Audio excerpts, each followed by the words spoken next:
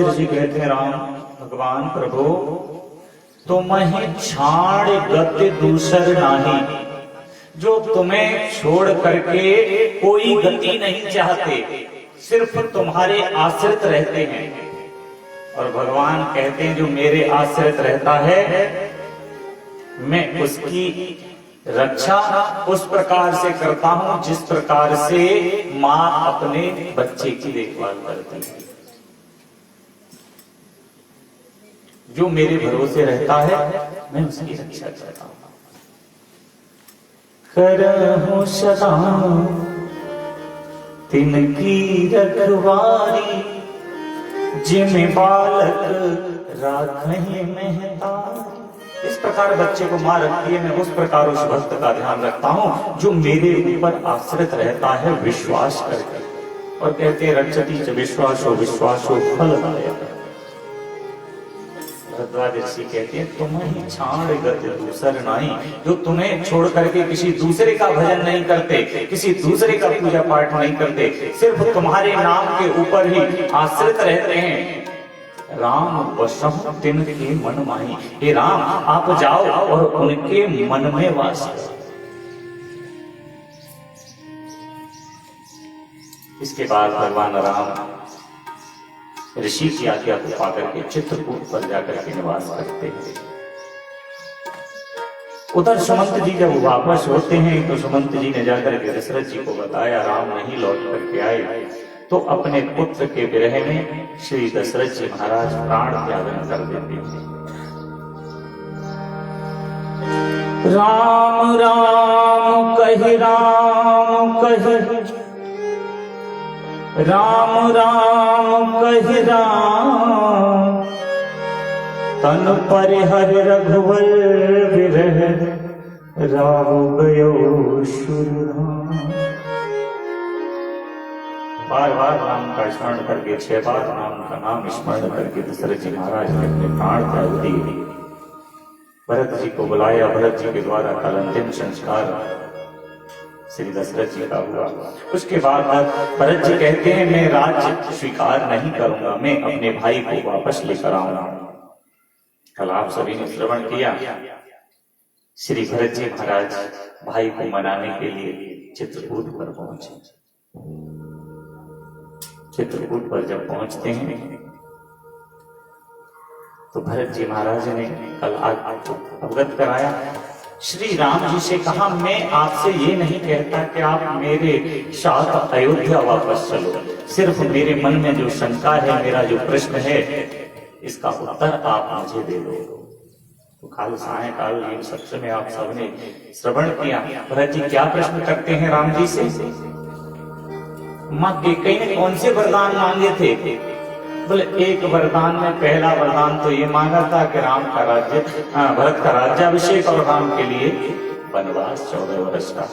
तो भरत जी महाराज कहते हैं महाराज पहला वरदान क्या था? बोले पहला वरदान तो भरत का अभिषेक था, राज्याभिषेक था। भरत जी कहते क्या हुआ? नहीं हुआ। और जब पहला वरदान पूर्ण नहीं हुआ तो दूसरा वरदान आपने कैसे पूर्ण कर दिया? भगवान राम इसका कोई उत्तर नहीं दे पाते।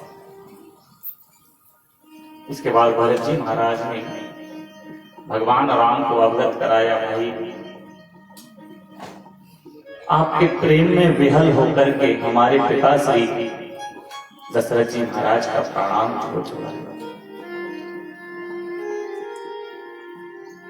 जब ये बात भगवान राम श्रवण करते हैं तो राम के नेत्र सजल हो जाते हैं। एक बार सब मिलके कहिए जय श्री सीताराम, जरा प्रेम से कहिए जय श्री सीताराम। नेत्र सजल हो गए। और मैंने आपको एक दिन पहले भी अवगत कराया है, भगवान राम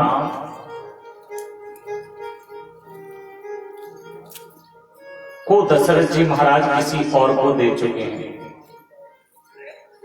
जटायु जी महाराज को वचन दे चुके हैं इस कारण से राम ने अपने पिता का अंतिम संस्कार नहीं किया, लेकिन जटायु का अंतिम संस्कार किया, क्योंकि पुत्र का दायित्व होता है पिता का अंत्येष्टि संस्कार करना। तो जटायु जी का अंत्येष्टि संस्कार भगवान राम ने अपने हाथ से किया। इसका मतलब जटायु जी भगवान राम के वास्तविक पिता हैं। लेकिन जब भरत जी महाराज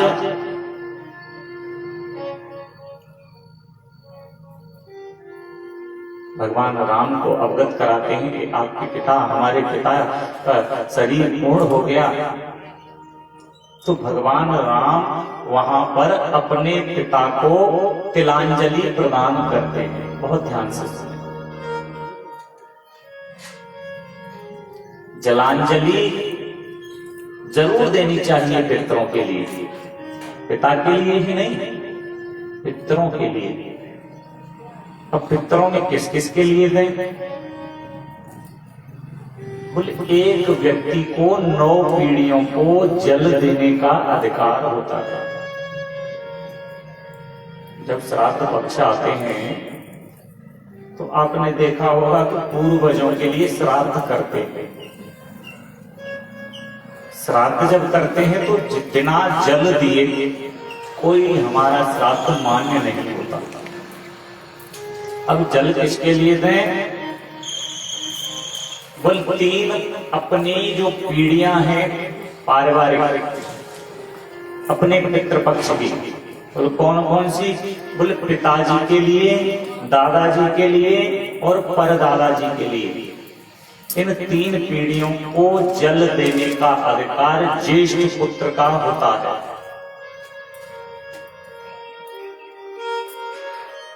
इसके बाद 3 ननिहाल पक्ष की पीढ़ियों को जल दिया जाता है। बहुत ध्यान से सुनने से। मामा जी के लिए, नाना जी के लिए और परनाना जी के लिए। इनकी अर्धांगिनी जो होती है उनको भी साथ में जलांजलि दी जाती है। माता, दादी, परदादी, मामी, नानी, परनानी। और ऐसा वर्णन आया है महाराज कि ससुराल पक्ष के लिए भी तर्पण किया जा सकता है। साले के लिए, ससुर के लिए और ददिया ससुर के लिए। इस प्रकार से 3 पीढ़ियों को, 3 कुल के पितरों को तर्पण करने का अधिकार एक व्यक्ति का होता है।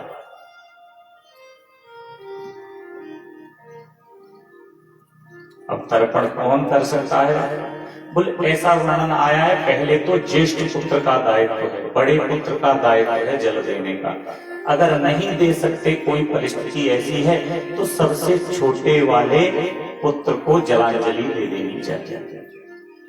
और एक बात याद रखिए, श्राद्ध पक्ष में माताओं के हाथ का कोई भी श्राद्ध पितृ ग्रहण नहीं करते।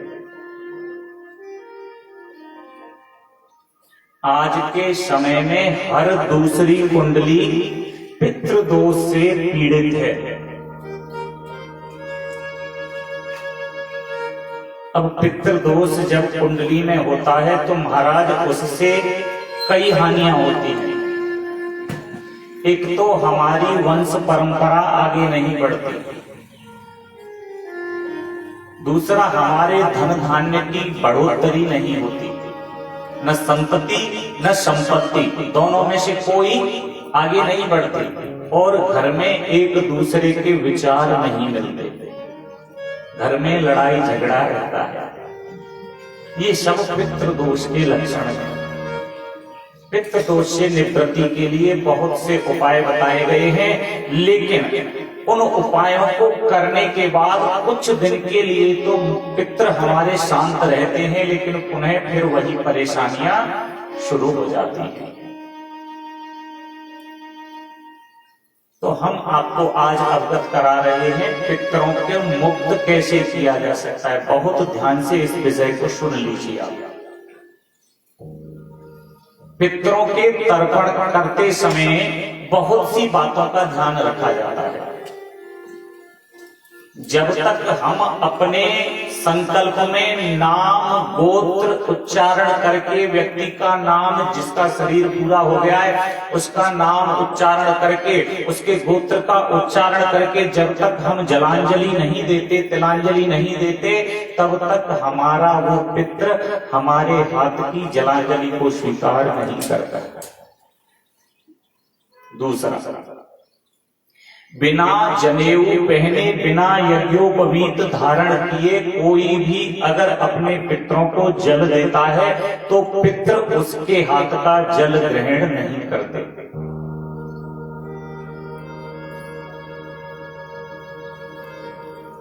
पितरों के दो प्रकार से पितरों को शांत किया जाता है। एक पितरों को शांत करना तर्पण से, दूसरा पितरों को मोक्ष देना। दो विषय होते हैं। अगर पितरों को शांत कराना चाहते हैं तो किसी कर्मकांडी अच्छे वेद के ज्ञान विद्वान ब्राह्मण को अपने घर बुला करके संकल्प दे करके अपने पितरों का तर्पण कराएं, और हो सके तो गायत्री कराएं, तो उससे आपके पितृ शांत रहेंगे। लेकिन अगर पितरों को मोक्ष दिलाना है तो पितरों को मोक्ष दिलाने के लिए किसी अच्छे ब्राह्मण का चयन कीजिए। उसमें कम से कम 2 ब्राह्मणों का चयन कीजिए, उसके बाद अपनी यश वैभव के अनुसार ज्यादा भी कर सकते हैं। जिसमें एक ब्राह्मण 7 दिन तक संकल्प लेकर के आपके पितरों को श्रीमद् भागवत जी का मूल पारायण, जो संस्कृत के 18,000 श्लोक हैं, उनका गायन करके आपके पितरों को सुनाएगा। दूसरा जो ब्राह्मण होगा वो आपके पितरों के निमित्त तर्पण कराएगा, और वो जितना समय बचेगा उसमें गायत्री का पाठ करेगा। इससे आपके पितरों को मोक्ष मिल जाएगा। इसके अलावा अगर कोई तीसरा उपाय आप करेंगे तो उससे कुछ समय के लिए पितरों को शांति तो मिलेगी, लेकिन वो समस्या कुछ समय बाद पुनः शुभारंभ हो जाएगी। लेकिन ये 2 कार्य ऐसे हैं, 2 कार्यों को करने के बाद आपके घर से, आपकी कुंडली से पितृदोष हमेशा के लिए खत्म हो जाएगा। आगे आने वाली संतान, उसकी कुंडली में पितृदोष नहीं आएगा। एक बार में कहिए जय श्री सीताराम। जरा भाव से बोली जय श्री सीताराम। बहुत गंभीर विषय है, इसको समझना थोड़ा कठिन होता है, फिर भी समझिए हो सके तो। ये शरीर, जिस शरीर से हम यहां बैठे हैं, ये 27 तत्वों से तैयार होता है। इसे हम बोलते हैं स्थूल शरीर। शरीर 3 प्रकार के होते हैं, एक स्थूल शरीर, एक सूक्ष्म शरीर और एक कारण शरीर। स्थूल शरीर 27 तत्वों से तैयार होता है। 5 कर्मेंद्री, 5 ज्ञानेंद्री, 5 तन्मात्राएं और 5 महाभूत। 20 मन, बुद्धि, चित्त और अहंकार 24, रज, तम और सत, ये 3 गुण भगवान के अंश हैं।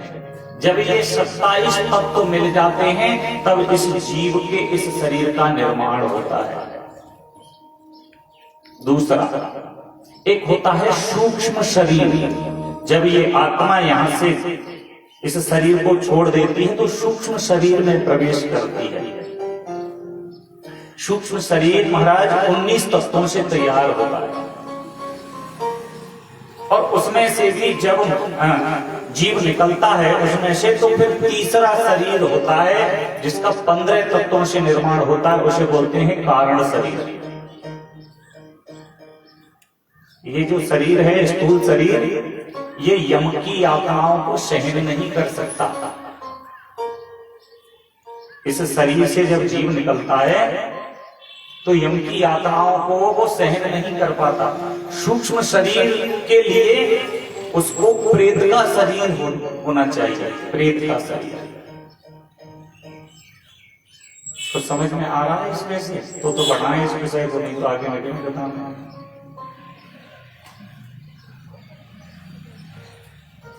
ये बहुत गंभीरता का विषय होता है। जब इस शरीर में से आत्मा निकलती है तो वो आत्मा इस शरीर को छोड़ करके, हम कहते हैं अब इसकी मृत्यु हो गई, वो आत्मा कहीं दूर नहीं जाती। 13 दिन तक वो आत्मा उस शरीर के इर्द गिर्द, इस शरीर को तो शमशान में ले जाकर के जला देते हैं, लेकिन वो आत्मा वहीं भटकती रहती है 13 दिन तक। वो आत्मा हमसे बात करना चाहती है, हमें छूना चाहती है, लेकिन हम इस बात पर बिल्कुल ध्यान नहीं दे पाते। जब शरीर पूरा हो जाता है तो महाराज इसके लिए 3 पिंडदान किए जाते हैं पहले दिन। जौ के आटा जो होता है उसके पिंड बनाए जाते हैं, और उस पिंड में से नहला करके जब इस शरीर को ले जाया जाता है तो पहला पिंडदान वहीं पर अर्थी पर, वहीं घर पे कर दिया जाता है। दूसरा पिंडदान कहीं भी रास्ते में तिराहा या चौराहा देखकर बॉडी को रख करके, शरीर को रख करके वहां कर दिया जाता है। और तीसरा पिंडदान शमशान में होता है। सिर्फ इतनी प्रक्रियाएं हम करते हैं और इसके बाद शरीर को भस्म कर दिया जाता है, अग्नि से जलाया जाता है। लेकिन दायित्व हमारा यही समाप्त नहीं हो जाता महाराज। उसके बाद घर आए, गरुड़ पुराण कहता है उस दिन अपने प्रेत के नाम का एक पिंडदान करे घर पे आकर। फिर दूसरे दिन दूसरा पिंडदान, तीसरे दिन तीसरा, चौथे दिन चौथा, ऐसे करते करते महाराज 10 दिन तक पहले पिंडदान जो करते हैं उससे प्रेत का शरीर तैयार होता है। 5 कर्मेंद्रिय और 5 ज्ञानेंद्रिय। लेकिन जब 10 पिंडदान करने के बाद शरीर तैयार हो जाता है, लेकिन इसमें कोई क्रिया नहीं होती। 11वें दिन जब हम पिंडदान करते हैं तो उस प्रेत का मन तैयार होता है। फिर 12वें दिन जब हम प्रेत के लिए पिंडदान करते हैं तो उसे भूख प्यास लगने लगती है। 13वें दिन का जब पिंडदान किया जाता है तो हमारे द्वारा दिया गया त्रयोदशी संस्कार का जो भोजन होता है उसे वो प्रेत स्वीकार करता है। और 13 दिन के बाद जब उसका त्रयोदशी संस्कार हो जाता है तब फिर उस जीव की यात्रा आगे शुरू होती है। वो जीव आगे बढ़ता है।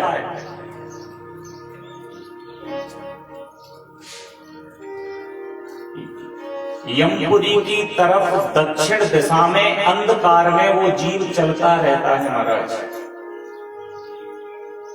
और 1-2 दिन नहीं, महीने 15 दिन नहीं, पूरे 12 महीने तक उस जीव की यात्रा अंधकार में चलती चली जाती है। जब 1 वर्ष पूर्ण हो जाता है तब उसे एक छोटी सी उजाले की किरण नजर आती है, प्रकाश की एक किरण दिखाई देती है। उस उजाले की किरण में वो देखता है कि वो एक नदी के तट पर खड़ा हुआ है। उस नदी का नाम है महाराज वैतरणी नदी। वैतरणी नदी जो है उसमें जल नहीं बहता, उसमें खून, मज्जा, पिबा, बहुत गंदी नदी है वो। हर समय उसमें खून रुधिर बहता रहता है, हड्डियां पड़ी हुई है, मांस, मज्जा। अब उस नदी को पार करने के बाद यमपुरी में प्रवेश होना है, लेकिन उस नदी को, इतनी विशाल नदी है महाराज, उसको पार करना उस शरीर के बस की बात नहीं है। इधर यम के कोड़े पीछे से लगते हैं, यमराज के दूत कोड़े मारते हैं, चल इसको पार कर। तो महाराज जब पार नहीं कर पाता तो कोड़े मारकर उसी में गिरा दिया जाता है, वही आत्माएं भटकती रहती हैं। लेकिन कहा जाता है जीवन में कोई शुभ कार्य अपने हाथ से हो तो अच्छा, न हो तो भी अच्छा, लेकिन जीवन में एक गाय का संकल्प करके दान जरूर करना चाहिए। अगर आप गाय का संकल्प करके ब्राह्मण को दान दे दोगे, उसमें भी संकल्प का प्रक्रिया है। रस्सी पकड़कर संकल्प करके ब्राह्मण को गाय नहीं दी जाती। गाय का जो संकल्प किया जाता है वो गाय की पूंछ पकड़कर संकल्प करना चाहिए। और पूंछ पकड़ करके, और गाय कैसी होनी चाहिए? या तो अपने घर में उसका जन्म हुआ हो, या हमारे किसी जान पहचान वाले के घर में उसका जन्म हुआ हो सके तो हमारा रिश्तेदार हो। ऐसी गाय का संकल्प करोगे तो लगेगा, नहीं तो नहीं लगेगा। फिर उस गाय का ऐसा वर्णन आया है, दूध देने वाली गाय है, उसके सिर और उसके पैर चांदी से या सोने से मढ़वा कर फिर वो गाय संकल्प करके ब्राह्मण को प्रदान करे, और ऐसे ब्राह्मण को दे जो उसकी सेवा कर सके, उसका दुग्ध पिए और सेवा भी करे। ये नहीं कि आपसे ले ली और उस ब्राह्मण ने उस गाय को किसी और को बेच दिया, नहीं, वो ब्राह्मण उसका सदुपयोग करेगा। तब आप ऐसी गाय का संकल्प करते हो, तब वो गाय इस शरीर को छोड़ने के बाद, जब आप कहां खड़े थे? वैतरणी नदी के किनारे। एक बार प्रेम से कहिए जय श्री सीताराम, जरा जोर से बोलो जय श्री सीताराम। वैतरणी नदी के किनारे खड़े हो और नदी को पार नहीं कर पा रहा जी। उस समय पर वहां वो गाय आती है महाराज, और वो गाय आकर के उस जीव से कहती है, तूने जीवन में बड़े पुण्य का कार्य किया था। बोले पुण्य का कार्य क्या किया था? बोले तूने मेरा दान किया था, इस कारण से तूने मेरी पूंछ पकड़ करके मेरा संकल्प लेके दान किया था। अब तू चल, मेरा दायित्व है तुझे इस नदी से पार कराने का, तू मेरी पूंछ पकड़ ले।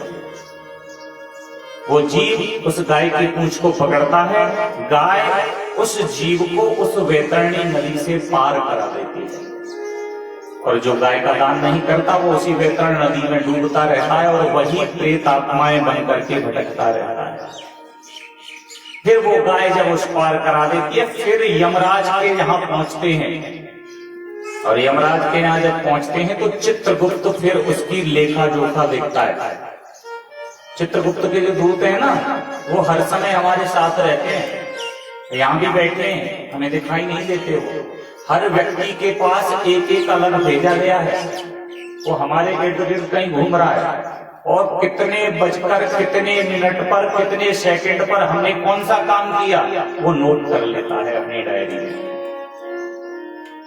आप करोगे, कहते हैं ना भगवान हर जगह, वो भगवान तो हर जगह है, लेकिन चित्रगुप्त का दूत तुम्हारे पास बैठा हुआ है, वो नोट कर रहा है किस समय पर आपने किसको गाली दी, तुरंत उसने नोट कर ली।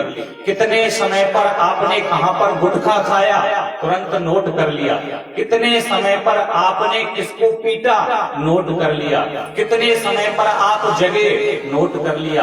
कितने समय पर आप नहीं जगे, नोट कर लिया। कितने समय खाया, नोट कर लिया। लिखता रहता था। फिर वो महाराज वही खाता चित्रगुप्त का, चित्रगुप्त के सामने दूत लेकर के जाते हैं। हाँ जी बताइए, इसने क्या किया जीवन में? खोला साहब, बोले साहब ये इतने समय ये कार्य किया करता था, इसने जीवन में कभी कोई पुण्य का काम नहीं किया। तो बोले उसे उठाओ और नरक में भेज दो। बोले दूसरे बोले इसने बड़ा शुभ काम किया है, बोले इसको स्वर्ग में भेज दो। और सुनो, हम कहते हैं ना व्यक्ति मर गया, मरने के बाद जन्म ले लिया, ऐसे जन्म नहीं मिलता, जन्म नहीं मिलता जी ऐसे। अभी यात्रा कितने समय की हुई है? 1 वर्ष तक तो वैतरणी नदी तक लगा पहुंचने में, दूसरा वर्ष लगा चित्रगुप्त तक पहुंचने में। 2 वर्ष के बाद उस जीव का फिर नियत होता है कि अब इसे कौन सी योनि में जन्म देना है। कुत्ता बनाना है, शूकर बनाना है, जीव बनाना है, पक्षी बनाना है, गधा बनाना है, गाय बनाना, क्या बनाना है? ये मनुष्य का शरीर तो एक बार मिलता है, एक बार। 84 लाख योनियों को भुगतने के बाद पैनल इंस्पेक्शन में इसे किया जाता है। पैनल इंस्पेक्शन परीक्षा के लिए 84 लाख योनियों से घूमते हुए आए यहाँ आ गई। अब आपको मनुष्य शरीर मिला। मनुष्य शरीर में आपने शुभ कर्म किए, अच्छे कर्म किए, तो महाराज अब तुम्हें यहाँ दोबारा योनियों में जाने की जरूरत नहीं है। यहीं से तुम्हारा डायरेक्टली मोक्ष हो जाएगा। भगवान अपने परम पद में तुम्हें स्वर्ग में बिठा लेंगे।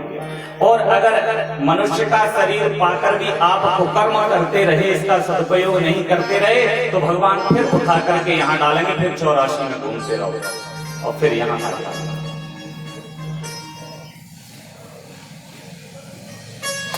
तो इसीलिए हमारे समाज में भी कहते हैं महाराज कि जो श्राद्ध किया जाता है वो तीसरे वर्ष से किया जाता है, 2 वर्ष से नहीं। आपके यहाँ तो बता रहे थे चौथे वर्ष से करते हैं शायद, हाँ, चौथे के बाद। लेकिन शास्त्र के अनुसार 2 वर्ष के बाद श्राद्ध करना चाहिए।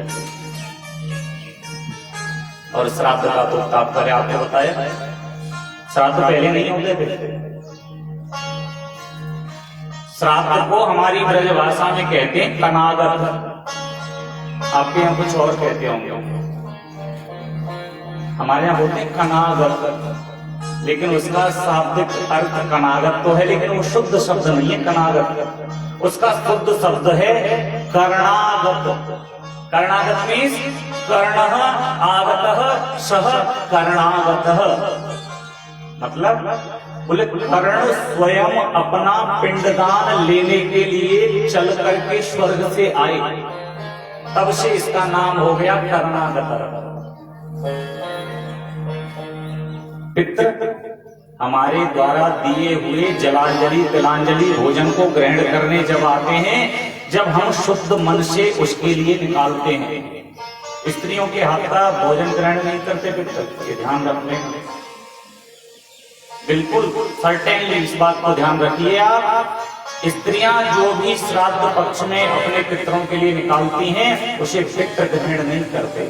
सिर्फ पुरुषों के हाथ के द्वारा निकाला हुआ जल अन्न, उसे ही आपके पितृ ग्रहण करते हैं। उसमें भी बताया है, नियम है,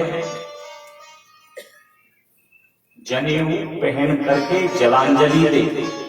अब जलांजलि देने का अलग अलग तात्पर्य कर्म कांड में बताया गया है। पितरों को कौन सी उंगली लगा करके देनी है, पितरों की कौन सी उंगली होती है बताया आपको?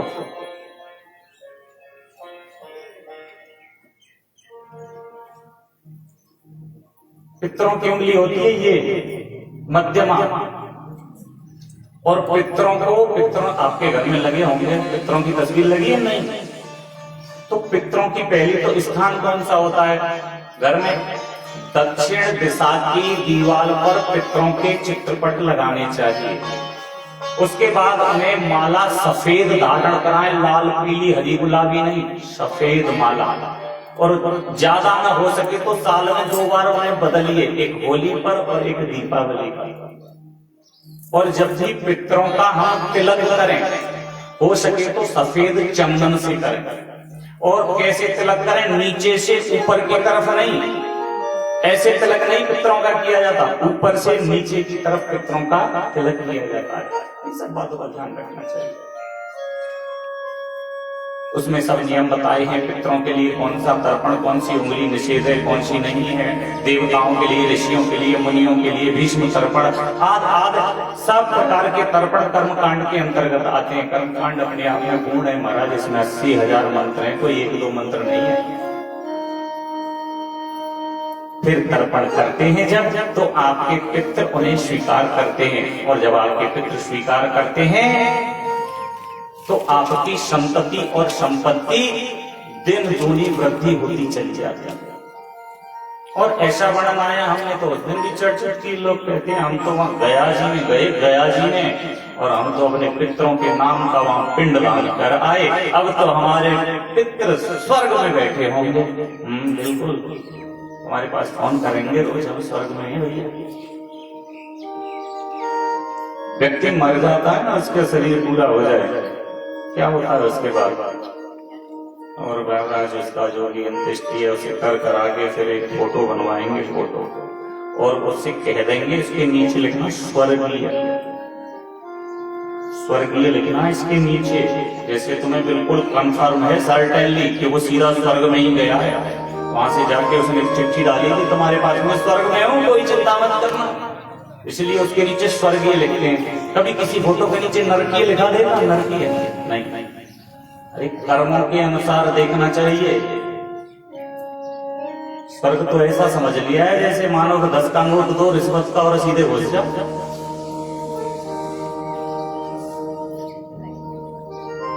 स्वर्ग महाराज हर किसी को प्राप्त नहीं हुई। तो निवेदन किया कि पिंडदान जो गया जी में करते हैं उसका नियम अलग है। पहले तो हम ये समझें कि वो पिंडदान वाली जगह कौन सी है, पहले तो हमें ये नहीं पता कि वो गया जी कौन सा है। इस दुनिया में सब विलुप्त हो गया था। आज से 5,400 वर्ष पूर्व बंगाल में रमण द्वीप में श्री चैतन्य महाप्रभु हुए हैं। गौड़ीय संप्रदाय है, उन्होंने संपूर्ण भारत में घूम घूम करके भ्रमण किया, प्रभु नाम स्मरण करते हुए उन्होंने अवगत कराया कि यहाँ पर वृंदावन है, यहाँ पर हिमाचल प्रदेश है, यहाँ पर उत्तर प्रदेश है, यहाँ पर गुजरात है, यहाँ पे महाराष्ट्र है, यहाँ सोमनाथ है, यहाँ ये है, यहाँ वो है। जितने भी तीर्थ हैं सबकी खोज किसने की? चैतन्य महाप्रभु जी ने, आज से 5,400 वर्ष पहले। नहीं तो भगवान जब चले गए धरा से तो प्रलय हो गई, प्रलय होने के बाद हमें क्या पता कौन सी जगह कहाँ है? चैतन्य महाप्रभु जी ने अवगत कराया। तो पहले हम समझे गया जी कौन सी है, वो गया जी नहीं है जहां पिंडदान करके आते हैं। वास्तविकता में गया जी जो है वो गया से पश्चिम दिशा में 60 किलोमीटर दूर एक कस्बा है जिसका नाम है रोशनगंज कस्बा। वहां पर हमारी 5 कथाएं हुई हैं लगातार। रोशनगंज कस्बा के समीप में एक नदी बहती है, उस नदी का नाम है मोरहर नदी। उस नदी को श्राप लगा हुआ है कि उसका जल सूख गया है ऊपर से, सीता जी के श्राप के कारण।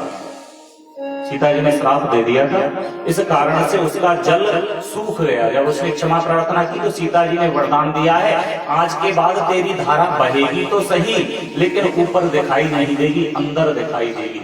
और जो भी अपने पितरों का तर्पण यहाँ तेरे पास आकर के करेगा उसके पितरों का मोक्ष हो जाएगा। तो जैसे आप बालू हटाएंगे हाथ से, नीचे जल है ऊपर सूखी है, वहां पर पितरों का तर्पण किया जाए तो आपका पिंडदान आपके पितरों को लगेगा। अब महाराज लगेगा, लेकिन पिंडदान कौन सा लगेगा? तो वर्णन आया है, संत बताते हैं महाराज 3 पीढ़ियों तक तो जल देने का अधिकार है। अभी बताया ना आपको, पिताजी, दादाजी, परदादाजी, मामा जी, नाना जी, परनाना जी, साला, ससुर, ददिया ससुर, 3 पीढ़ियों को तो जल दे। जब 4थी पीढ़ी हो जाए, कौन सी?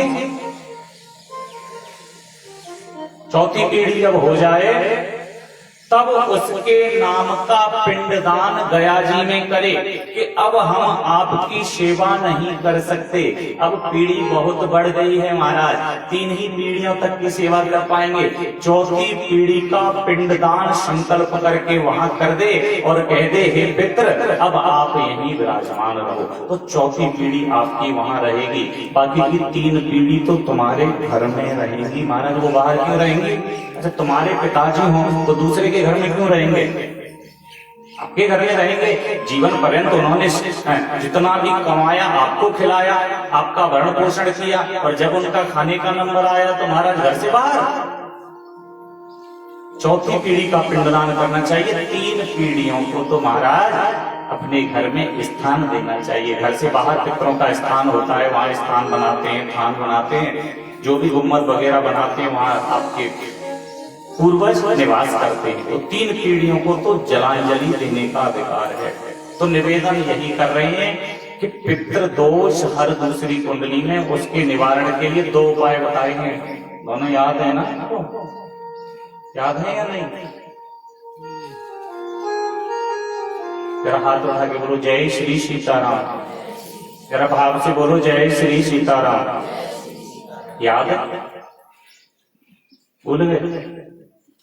फिर काहे को इतनी देर से कह रहे थे? हाँ, समझ में आ रहा है। पितरों के 2 उपाय, एक तो पितरों को शांत करना।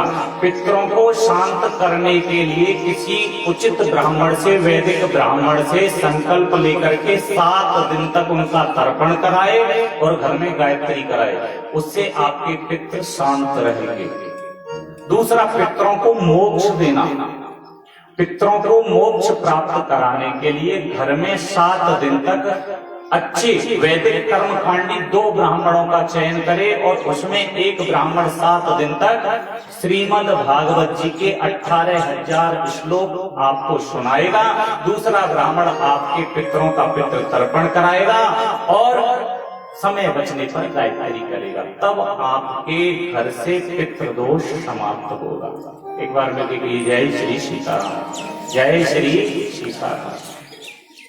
तो श्री भगवान राघवेंद्र सरकार ने अपने पिताजी श्री दशरथ जी महाराज के लिए जलांजलि दी। भरत जी ने बताया पिताजी का शरीर पूर्ण हो गया है इस कारण से।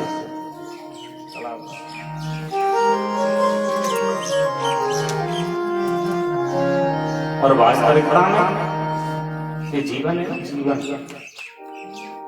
ये अटल सत्य तो इसमें एक ही है, वो है मौत, मृत्यु। बाकी सब झूठा है, सब झूठा है। सत्य है तो क्या? मृत्यु। ये संसार सत्य नहीं है, संसार असत्य है, मृत्यु अटल सत्य है। तो इसलिए अपनी मृत्यु को कभी भूलना नहीं चाहिए जीवन में, और भगवान को भी कभी। 2 चीजों को कभी जीवन में भूलो मत, बाकी सब भूल जाओ। 2 चीजें याद रखो, एक तो मैं मृत्यु को निश्चित प्राप्त होऊंगा, इस बात को भूलो मत। दूसरा, भगवान इस दुनिया में है, वही मेरी हर तरह से रक्षा करता है। इन 2 बातों को जीवन में कभी मत भूलो। लेकिन कहाँ भगवान को मानते हैं? भगवान कहाँ? भगवान तो कहीं नहीं है।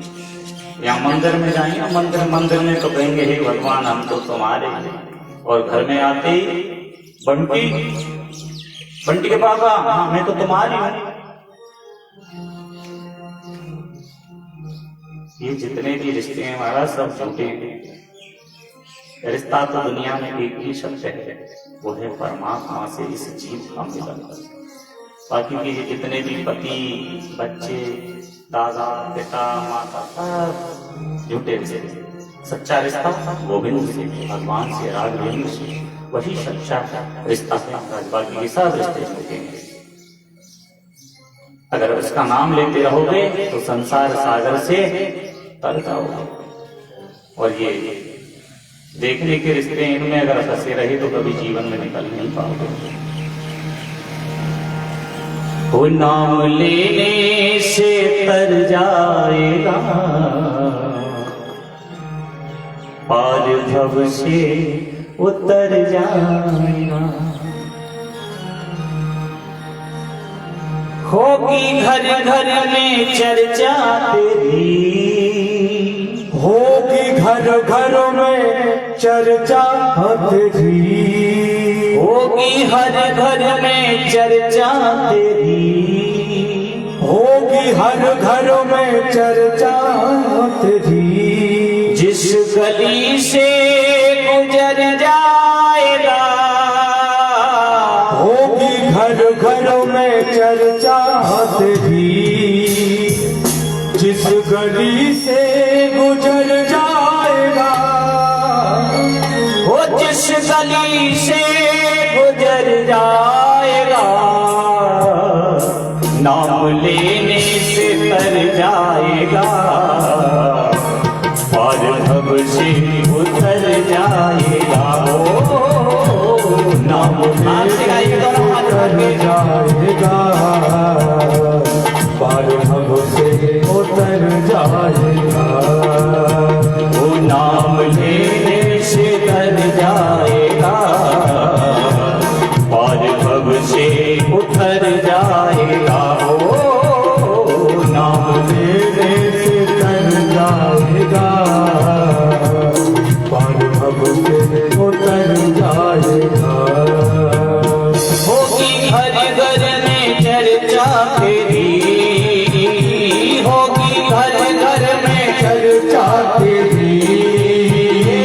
जिस गली से गुजर जाएगा होगी हर घर में चर्चा तेरी, जिस गली से गुजर जाएगा।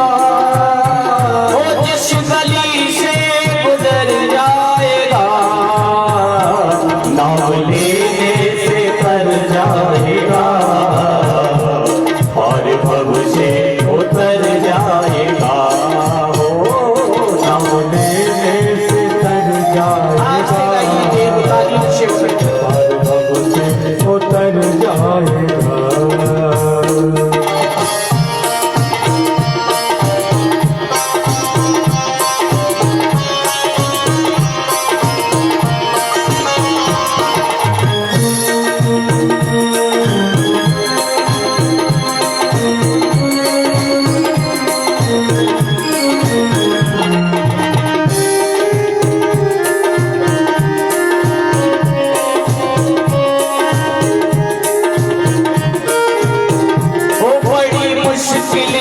नर्तन मिला बड़ी मुश्किल से नर्तन मिला, क्या पता फिर किधर जाएगा।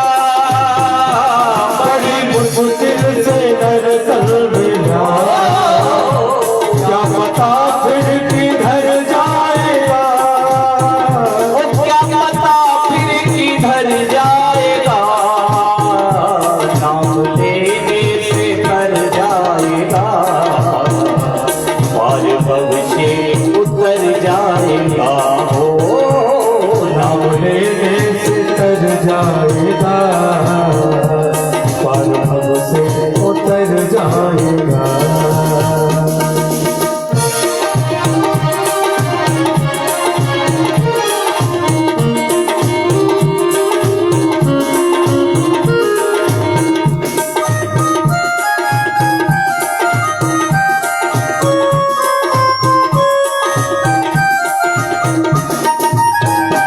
सब कहेंगे कहानी तेरी, सब कहेंगे कहानी तेरी, वो काम ऐसा जो कर जाएगा। सब कहेंगे कहानी तेरी, काम ऐसा जो कर जाएगा।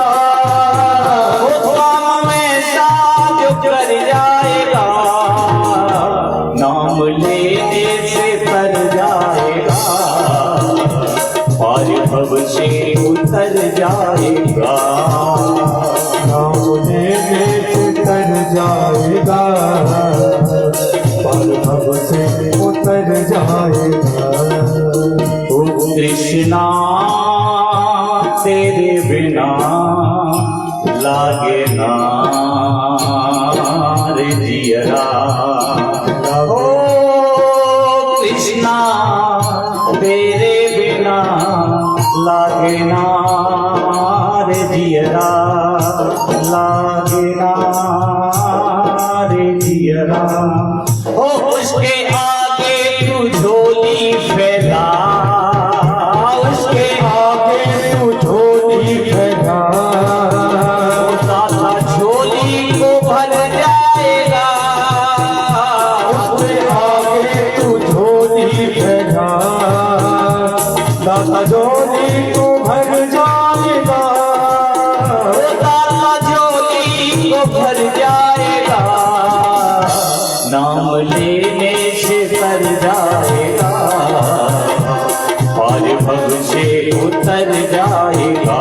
हो नाम लेने से तर जाएगा पर भव से उतर जाएगा।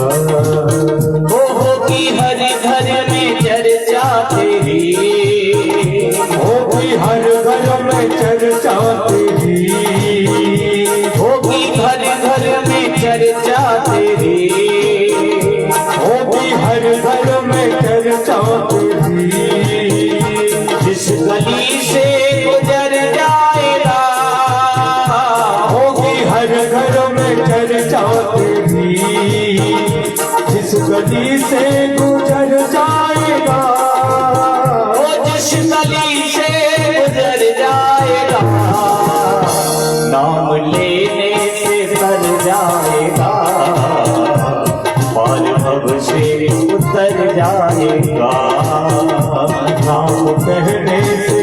जाएगा, पार भव से उतर जाएगा। ओ कृष्णा तेरे बिना लागे ना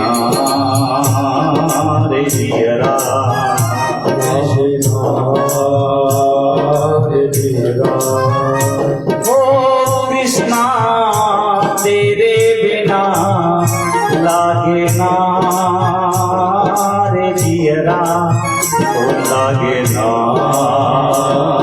रे जियरा, लागे ना रे जियरा, ओ लागे ना रे जियरा।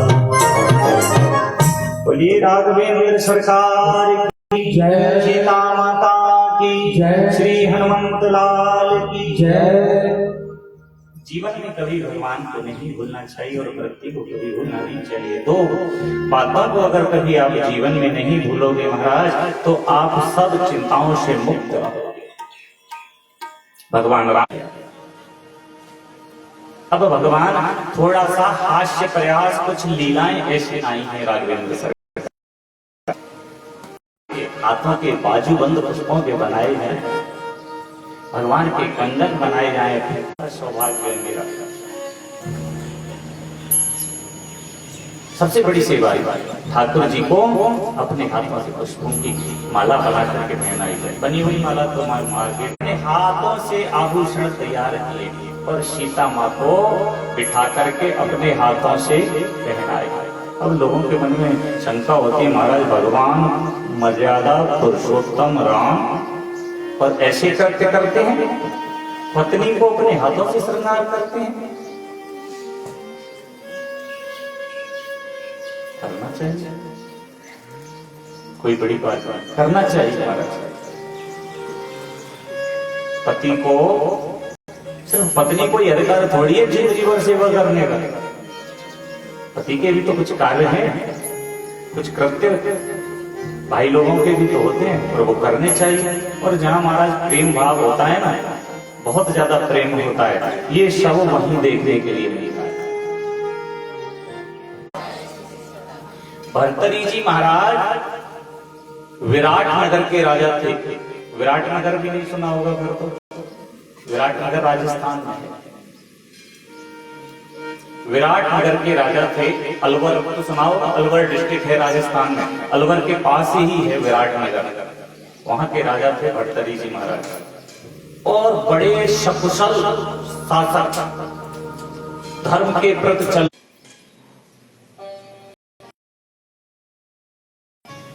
ऋषि